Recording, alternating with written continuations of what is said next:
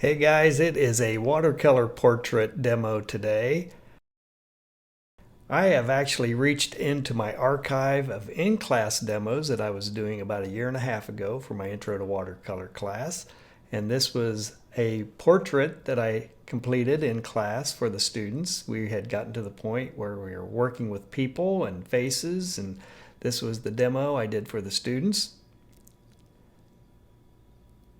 So I am right now learning all sorts of things about how to do videos.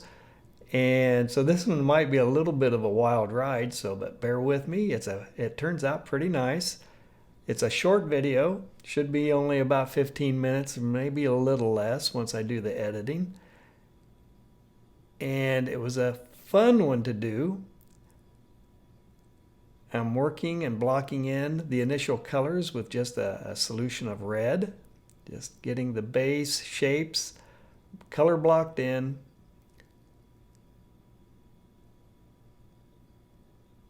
I found this in my computer hard drive up at the school. I remember doing it. I remember posting it without any edits. Normally when I'm shooting videos in class, I don't do any edits, so it can be it can be pretty raw. And the audio was terrible in that room. There's really bad microphones. So I had to strip out the audio.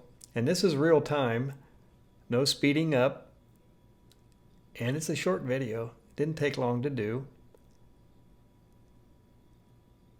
Color blocking, just dropping in those colors, getting a nice base color that I can build everything on. Once the color wash is done, and this was really just a one color wash at the initial stage. And I did not use a broad color palette on this. As soon as I get all of the initial color wash blocking done, we'll shift over and start doing stage 2 with the finding the shapes, adding saturation. I did a live edge background. It's now dried and we're moving into the saturation and finding shape stage. So I'm working with a burnt sienna, and I think I have just a smidge of purple mixed in with that burnt sienna. So I'm going to bounce around the face and find shapes.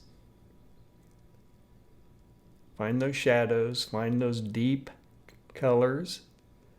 Get a nice layer put into it.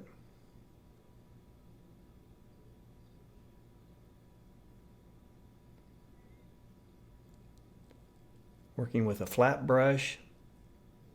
This is a natural brush, so it holds a nice point. So I'm actually pointing with the corner of that flat brush, those thin lines.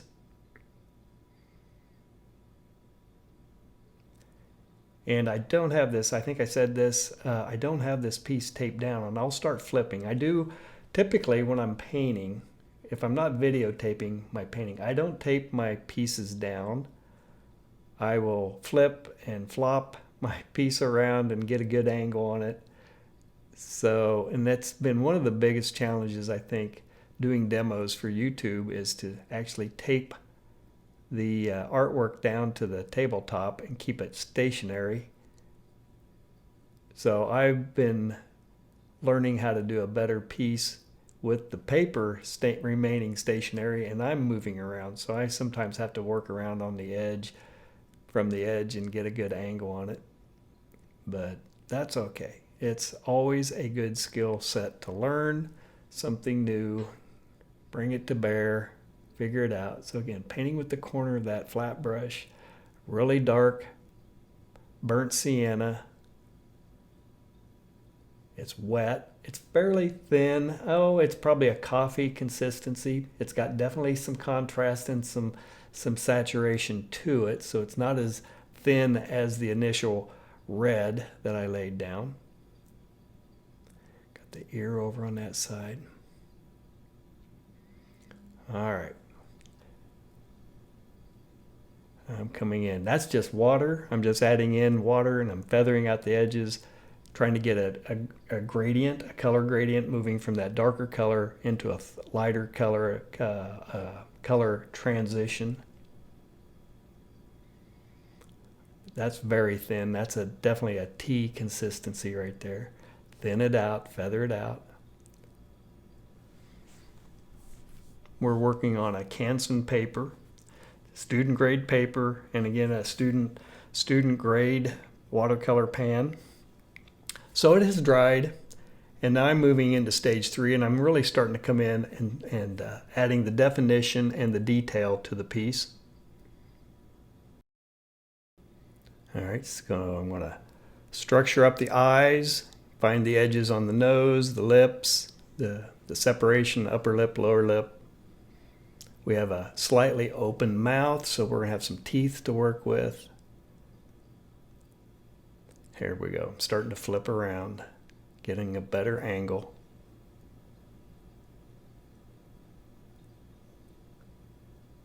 And really looking for the darkest recesses, those deepest shadows. Creating that inset portion of the brow and the eye area. Painting in, working a little bit of the eyebrow.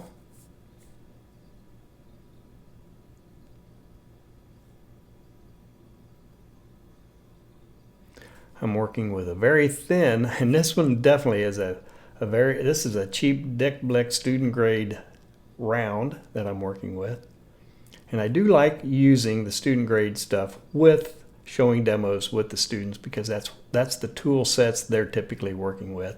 I don't necessarily require them to buy anything in particular, so they're really making a lot of selections and choices about what type of brushes to get. And yeah, it's a shot in the dark whether they make the right decision, but they get to experience a bad decision. If they didn't get a good brush, they can go back over to Dick Blick and find another one and start learning how to make those decisions as to what kind of equipment and tools and supplies they like working with.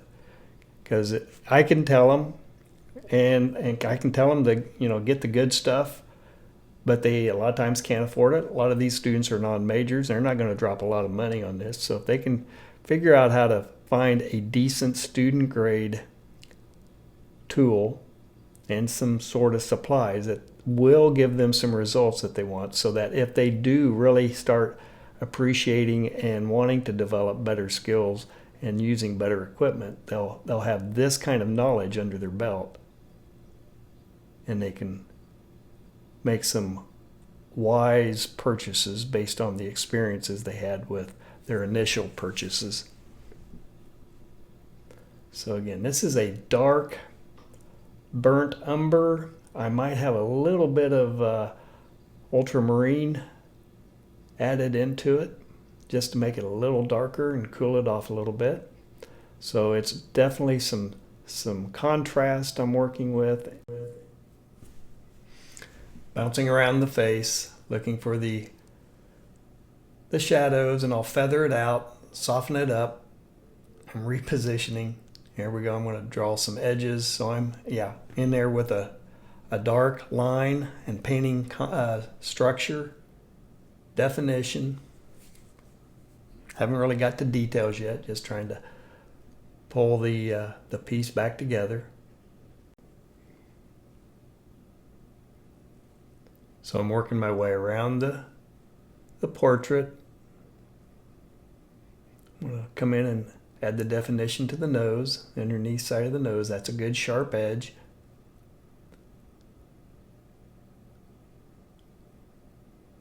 Got the nostrils there, good shape.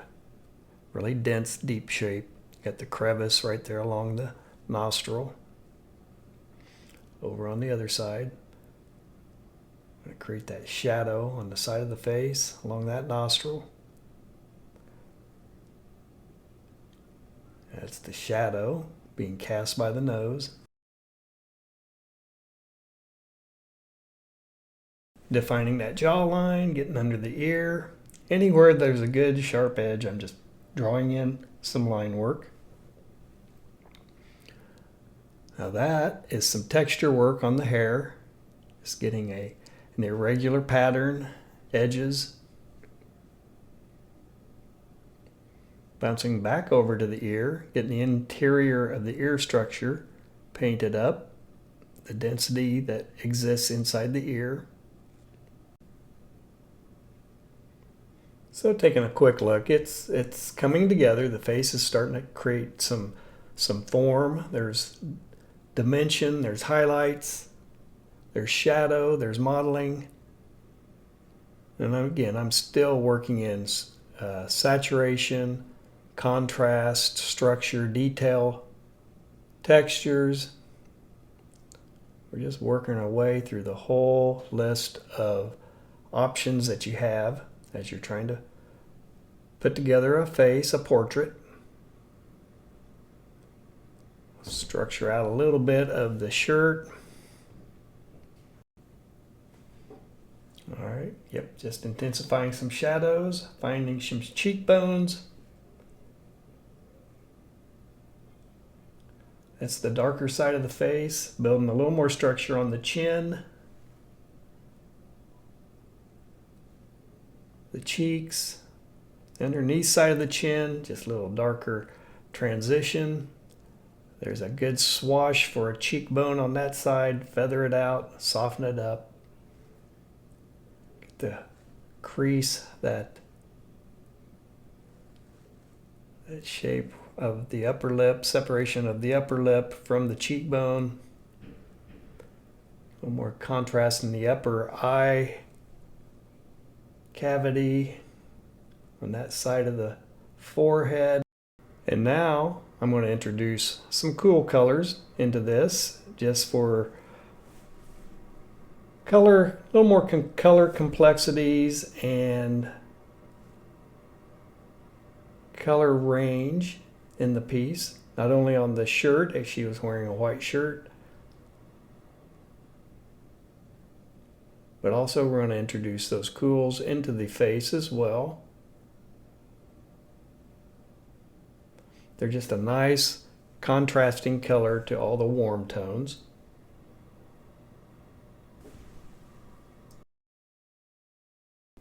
All right, and now I'm starting to add the color to the face itself. Throwing some of that blue in the highlights, just softening up those really hot whites on from the paper. Nice contrast against the rose color. I'm going to intensify the lip with a little more red, both upper lip and lower lip. Bouncing back around, I'm going to add a little more of the structure to the ear. All right, it's a little more work there. Yeah, I'm just bouncing around, tightening up edges, adding a little more color into various areas, creating more form. I'm really wrapping up this piece at this point. There's not much left to do. I'm just going to bounce around, intensifying some of the color in the hair with some burnt sienna. And we're really wrapping this up. So, hey, if you got any value out of this old tutorial that I did for my students, let me know. Give me a like and a subscribe, and I'll see you in the next tutorial.